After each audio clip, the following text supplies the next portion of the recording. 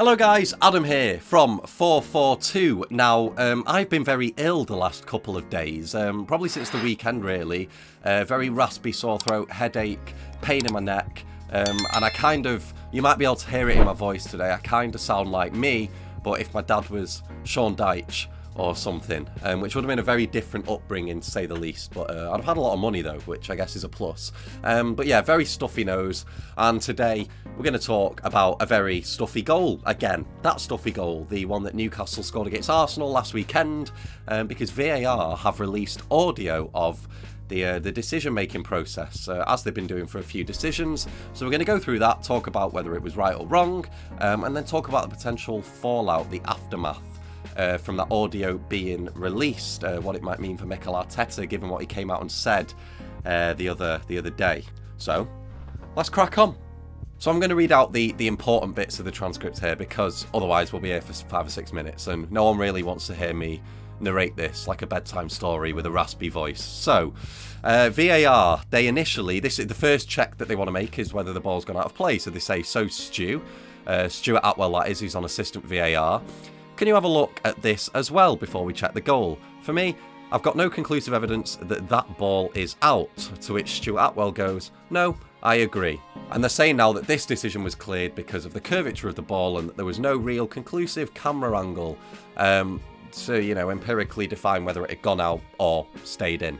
And then the foul. Now, I did make a video on this last week, and I've kind of changed my mind on it a little bit. I think it was a pretty evident foul, shall we say. I do actually now think that the goal should have been disallowed. Again, though, this is what they had to say on that. So VAR say, I don't see a specific foul on Gabriel. I see 2 hands on his back, but I don't see anything of a push that warrants him flying forward like that. So the ref goes, all right, no problem.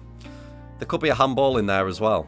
But for me, if you're an attacker, and especially if you're as big as Joe Linton is as well, and you're trying to leverage yourself over the defender the way that he did, you're almost using Gabriel as a springboard there by putting your arms out in front and just propelling yourself above him to win that header. You're almost using him as apparatus. So I do think that's the wrong call, and I think it was kind of dismissed too easily, really. But nonetheless, at the end of the day, the referees concluded that there was no pushing action from Joe Linton and that he just sort of had his hands on him, like he was comforting him or something, I don't know. But that's what they concluded. There was no push, so that they couldn't really give a foul on that one.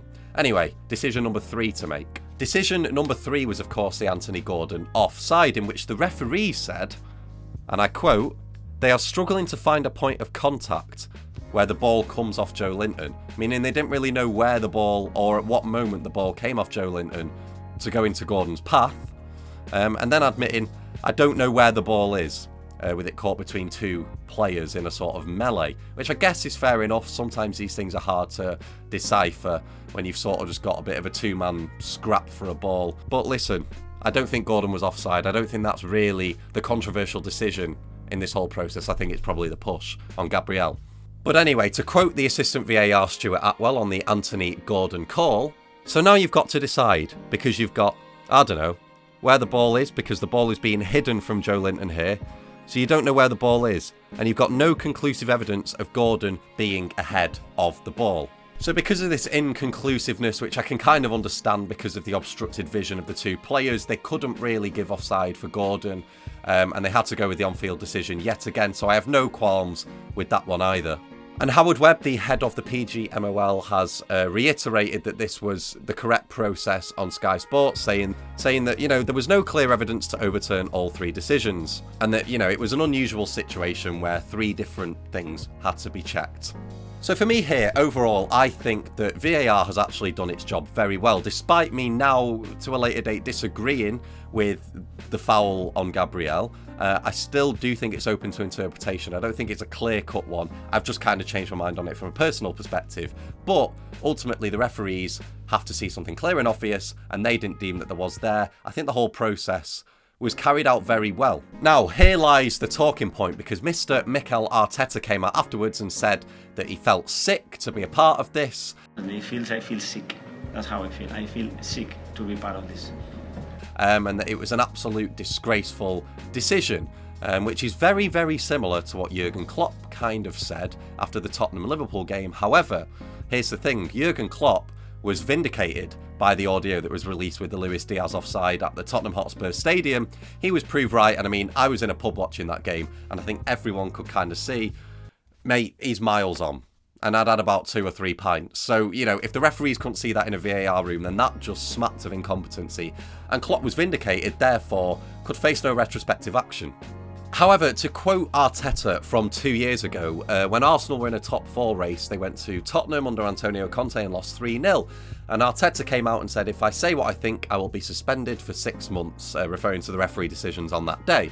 So given that 2 years later now he's come out all gun swinging for the referees and against the PGMOL and alluding towards some sort of bias, that's been disproven by this process being proved that, you know, it went ahead in a correct manner and it had no signs of agenda or bias underneath it, which is, you know, what Arteta alluded towards. So I guess the question that leaves is, will there be any retrospective action for Mikel Arteta? And should there be any retrospective action for Mikel Arteta? Because, I mean, it opens up a can of worms, doesn't it, when you've got every Premier League manager, or not everyone, but some of the Premier League managers now from these big clubs coming out and almost, what word can I use? Undermining the governing bodies, I guess, to the extent that they are, and alluding, like I said, towards some bias against their team.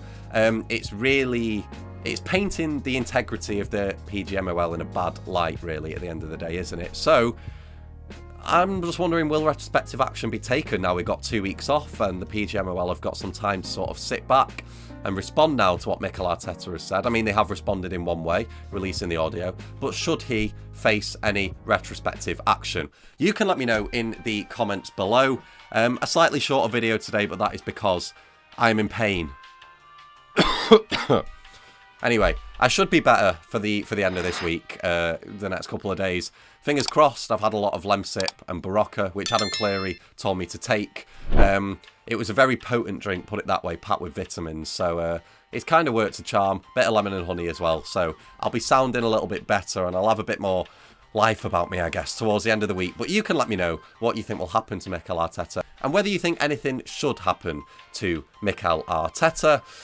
Don't forget to subscribe, and I will see you very, very, very soon. Probably something to do with the England game, because we've got that massive, massive game against Malta, haven't we, that's going to ensure that we've qualified. Here's what it is. Anyway, I will see you very, very soon. Take care. Goodbye.